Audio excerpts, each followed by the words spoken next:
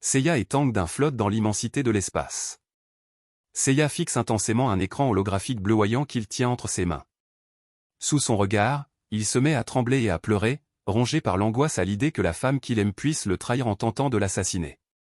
Tang D'un s'approche de son ami en détresse par derrière et pose une main rassurante sur son épaule.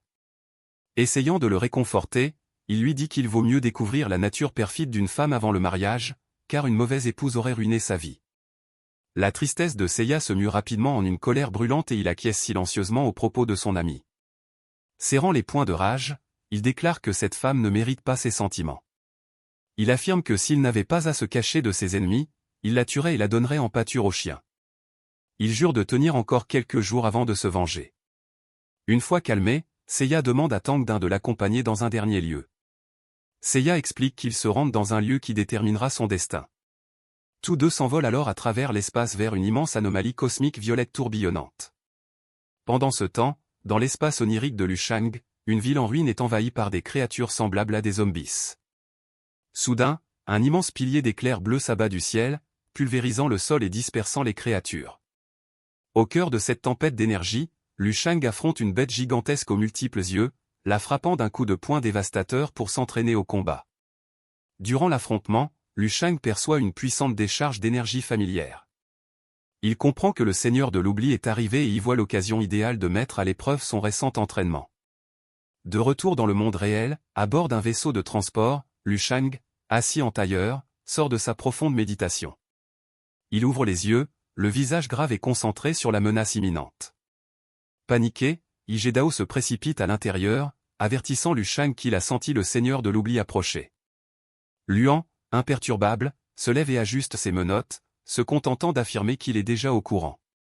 Igedao lui rappelle qu'avec le commandant stellaire à leur côté, il ne devrait pas être en danger. Il suggère de se rassembler dans le salon principal par précaution.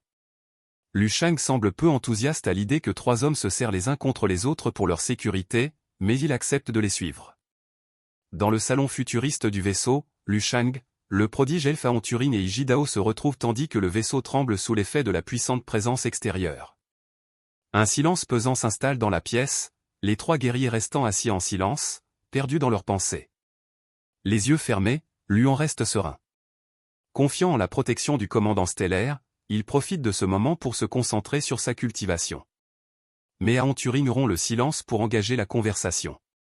Souriant nerveusement, l'elfe appelle respectueusement Luan, frère, et lui demande si son corps physique a atteint le niveau légendaire de souverain. Lushang lance à l'elfe un regard impassible, trouvant étrange d'être appelé, frère, par quelqu'un de plusieurs centaines d'années son aîné. Malgré la gêne, Lushang comprend que c'est une excellente occasion d'en apprendre davantage sur les niveaux de puissance de l'univers. Il admet ne connaître que le niveau immortel, suite à son dernier test, et demande à l'elfe de lui expliquer les rangs supérieurs. Se redressant, Aventurine explique qu'il possède une lignée immortelle. Le niveau suivant est celui de souverain, si rare qu'on en compte généralement moins de 10 dans un système stellaire entier. Lushang écoute avec intérêt, et l'elfe ajoute qu'un souverain n'apparaît qu'une fois tous les 100 milliards d'étoiles, bien qu'il ignore les niveaux supérieurs. La conversation révèle la hiérarchie complète au-delà du niveau immortel, souverain, dirigeant et éternel. Non loin de là, Igedao se joint à la discussion, expliquant que les êtres immortels, de corps ou supérieurs, sont fondamentalement différents des gens ordinaires. Igedao ajoute qu'ils sont comme une espèce supérieure. Cependant, il précise que malgré leur rareté, les immortels ne sont pas aussi incroyablement puissants qu'on pourrait le croire, suggérant un fossé immense avec les niveaux suivants. L'orgueil d'Aventurine est blessé. En apprenant que sa rare lignée immortelle ne constitue pas un avantage absolu au niveau supérieur, l'elfe est frustré. Visiblement agacé, le prodige elfe exige de savoir ce que Igedao veut dire. Igedao explique calmement que si une lignée immortelle confère un avantage considérable en termes de vitesse de cultivation, il y a un hic. Son expression se fait grave lorsqu'il déclare qu'une fois le niveau 13 atteint, l'écart entre les guerriers immortels et les cultivateurs ordinaires se réduit rapidement. Se penchant en arrière, Luan comprend la logique. Il demande si cela est dû au pouvoir de la loi, ce que Igedao confirme. Igedao explique que la force initiale d'un immortel provient d'un pouvoir latent de la loi innée. Cela lui permet de vaincre facilement ses adversaires, mais tout change après le niveau 13. Luan réalise la dure réalité pour les immortels. Il souligne que puisque chaque guerrier doit maîtriser le pouvoir de la loi pour atteindre le niveau 13, l'avantage naturel de l'immortel disparaît. Iji Dao le remarque, ajoutant que tout guerrier ordinaire qui atteint le niveau 13 peut être considéré comme un immortel pleinement accompli. Avec un sourire narquois, Iji observe Nong Turing. Il comprend alors pourquoi l'elfe, malgré son talent, n'a pas pu vaincre un adversaire de niveau 13. La vérité frappe Nong Turing de plein fouet. Il marmonne que son ascendance n'était qu'un sésame, pas une garantie de puissance. Il demande ensuite en quoi le niveau souverain est différent. Iji Dao lève les yeux, prêt à expliquer les mystères de ce niveau. Soudain, une pression terrifiante s'abat sur le vaisseau, les interrompant. Iji Dao réalise que le seigneur de l'oubli et le commandant stellaire ont enfin commencé à se battre pour de vrai.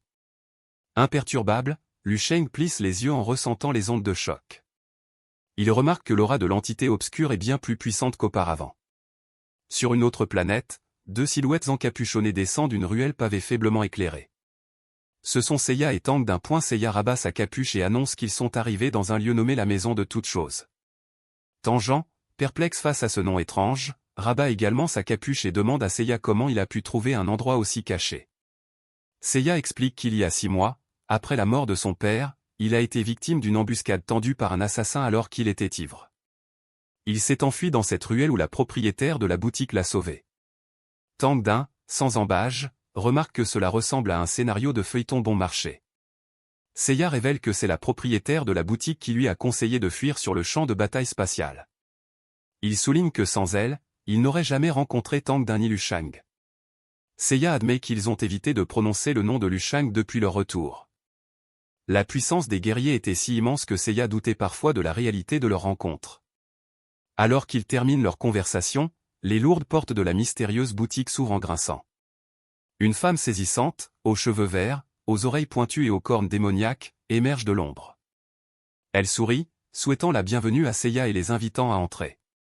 Seiya et Tang d'un, mal à l'aise, sont assis en face de la mystérieuse sorcière que Seiya appelle Yin. En sueur, Seiya implore désespérément Yin de le guider. Il avoue se sentir à nouveau prisonnier du destin et avoir besoin d'une issue.